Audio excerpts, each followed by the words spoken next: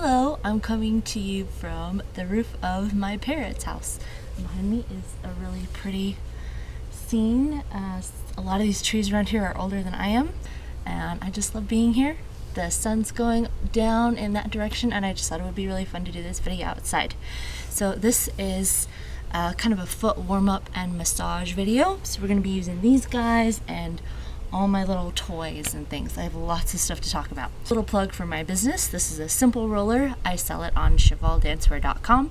So if you want to support me and my dancing goals and the Point Shoe Scholarship that I have been sponsoring at Ballet West Academy every summer, you can go buy a simple roller, and if you can send me a message, I can send you a Friends with Sarah coupon. Okay, let's warm up our feet. So mine are already dirty from walking around outside. But what we're going to start with is just a little bit of mobilization. So you can put your foot up on something like a block, or if you also kind of want to warm your hips up, you can just put it on your knee. And I'm going to do this in a follow along format. So if you want to watch the video and do it along with me a couple times until you have your own routine memorized, that's great. Or you can kind of speed through, watch this on double time, and just get some tips out of it. So I'm going to be doing this at about the rate I would be doing it for myself if I were really responsible and got myself to class early. First, you're gonna take your hand. Don't worry about touching your feet. You're a dancer. You have to touch feet. And you put your fingers as deeply as you can in between each of your joints. And I've been walking around all day. Our house is air conditioned, so my feet aren't very mobile, I guess. They aren't feeling very loose right now. They're a little bit cold, but they've also been just walking, so they're maybe a little bit tight from that. So get them in there as deep as you can, and it's maybe not going to be very deep to start with. And then we just do little circles. It doesn't matter which direction you start with.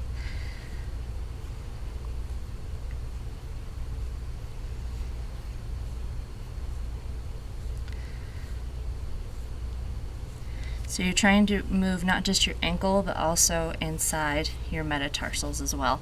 And I'm slowly trying to work my fingers in more and more.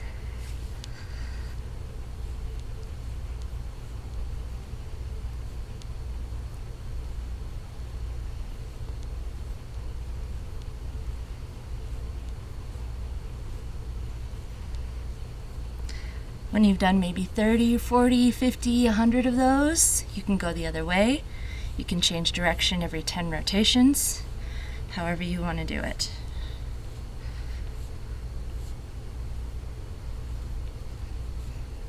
And see, I've almost got the bottoms of my fingers into the bottoms of my toes. So already I'm more spread out and relaxed in this area than I was just a minute ago.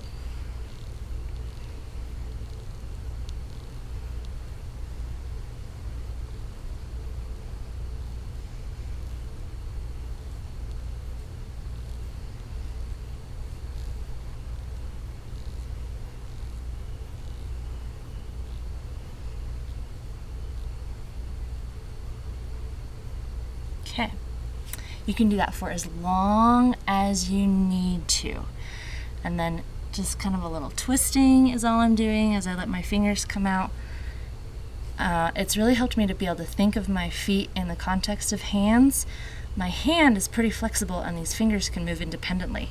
My toes are maybe not that flexible, but they should get there eventually. So just working out this front part of the foot.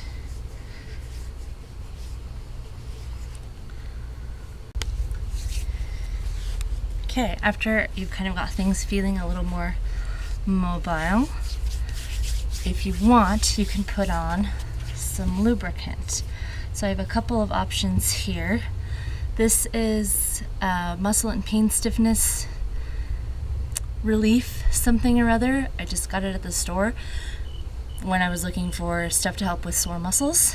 It has alcohol carbomer and purified water and sodium hydroxide. So there are a bunch of things you can find. I just got this from my dad, horse liniment. It's quite strong, and I think the principal thing about this that helps is that it is a menthol. And I thought I had, nope, I left my Tiger Balm home. So if you've heard of Tiger Balm, it comes in either a white cream colored gel or a bright red gel. I really like the red one. It really is just a menthol. I don't know how much it actually penetrates the muscles to help things, but it feels good on the skin. It's a lubricant so that your hands can move smoothly over your skin. So I really like it. And we're gonna use this one today. My feet are dirty because when I come back to Vernal, I turn back into a farm girl and just run all over the place with bare feet. So we'll be washing feet and hands when we go back inside today.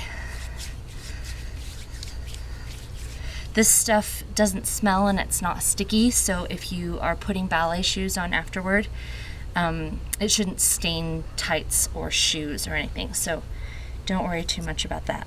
But it does kind of moisten things up so that you can really dig in, and I'm taking my fingers and going back and forth over my metatarsals to try and get at all those little muscles on the top.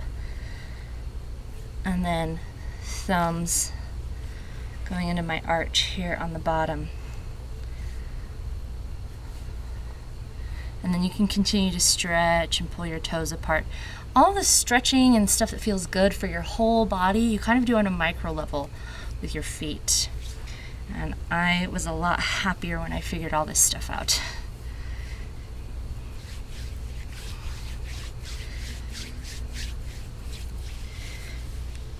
It's nice to get the ankle involved too.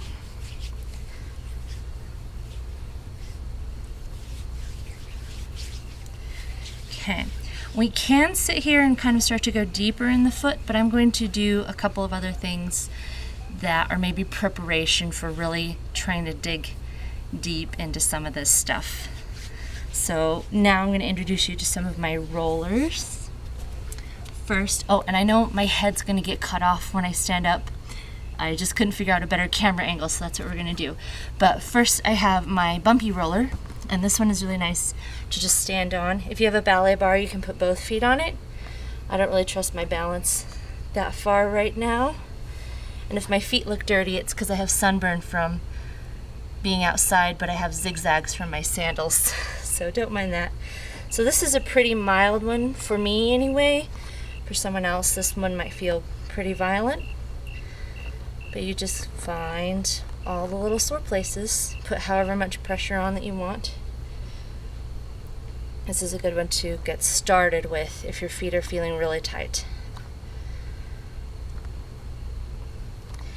Okay. The next roller I'm going to use is my simple roller. This is just a piece of wood.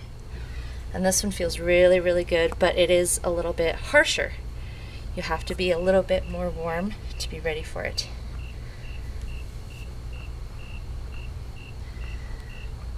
And it's not as thorough. It's kind of a blunt instrument when it comes to getting all the muscles pulled apart. But it can also really focus on some things. Yeah, I have a big knot right here, kind of at the base, right before my heel area. And I can hear it starting to grind as I push on this one.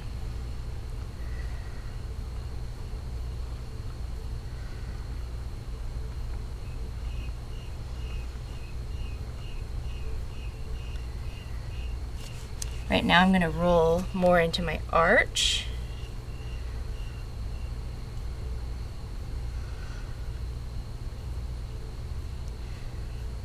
You can focus on just the heel. This is a little bit easier if you have a ballet bar. And then I can also roll to the outside, and it would be this part of your hand, this big muscle out here.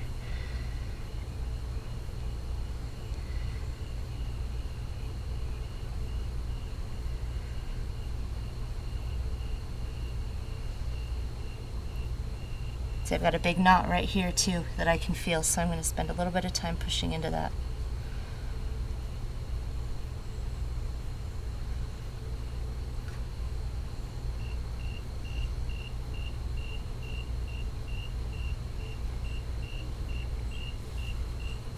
Okay, next I have my favorite, my spiky balls.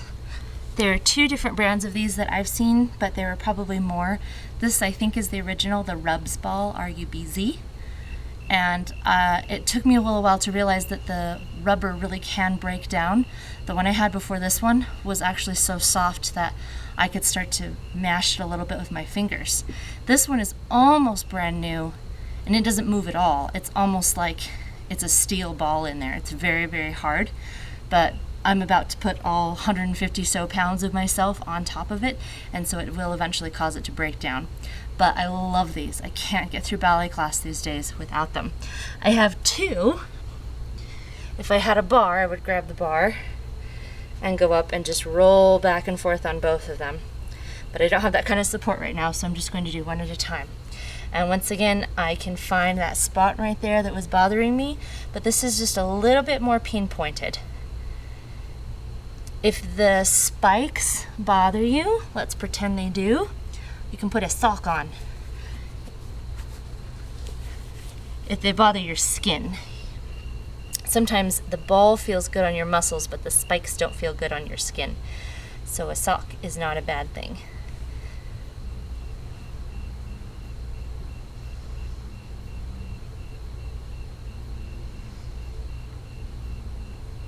And I can feel again the crunching kind of happening deep in there. You can also bring this to the front area of the foot. And what I would be doing if this were my hand is pushing the ball up between my fingers and trying to loosen all of this space in here. So kind of the same idea.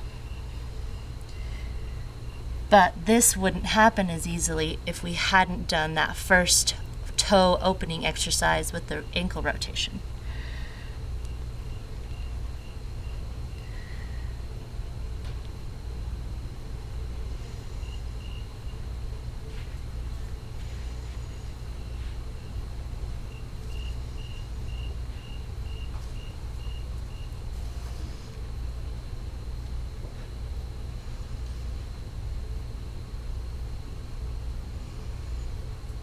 Okay, I have one more layer still, one more thing that's even more intrusive, I guess, than this guy. So for this, I've got to take our sock off. This is called a gua sha board. This one is made out of jade. It's G-U-A, G-W-A, or G-U-A, gua sha, S-H-A-W. I just searched for it on Amazon and found it. I think they could be made out of any kind of stone or plastic or maybe even wood. And I've also had a friend tell me that she just used a big spoon, like a big serving spoon. So we're gonna take this guy, and you can use it anywhere on your body. I've heard of massage therapists using it on your neck or on, anywhere that there's a band of muscle that you can dig into. I also like to use it here, on the side, all these little shin muscles that are kind of hard to calm down. But we're doing feet today, so this is really great for those arches. And I know we have crickets and outside sounds happening, but maybe if you listen, you can hear the crunching happening in my arch.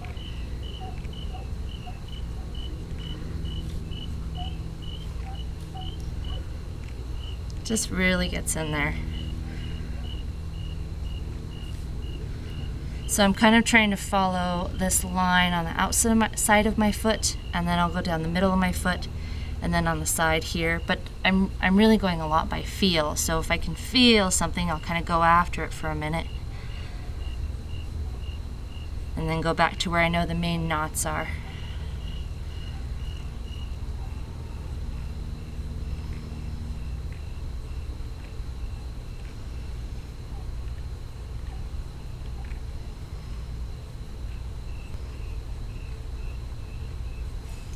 Okay, I'm going to do one last thing here. Just kind of massage along the top. So I'm going to set it on this little ball. Again, trying to spread those fingers out. And just open that up some more.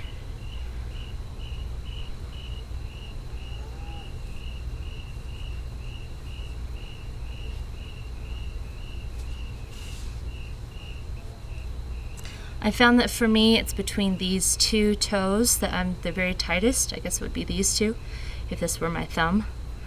So I really want to try and spend a little extra time getting my thumb in between these two sets of bones that go back.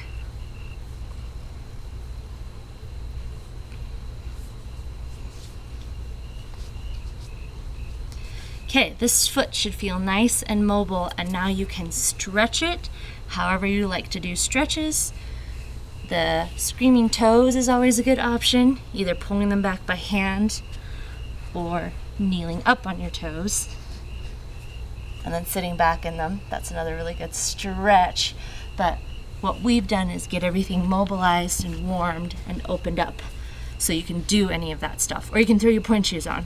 What I'm going to do is pull this sock on, and if you're in a studio that's at all cooler than you want it to be, I would even suggest putting another layer on so that you don't lose any of the work you just did on this side. You just spent all this time getting this warm and mobile and ready to go. Now it's going to sit for a minute while you do your other foot. Okay.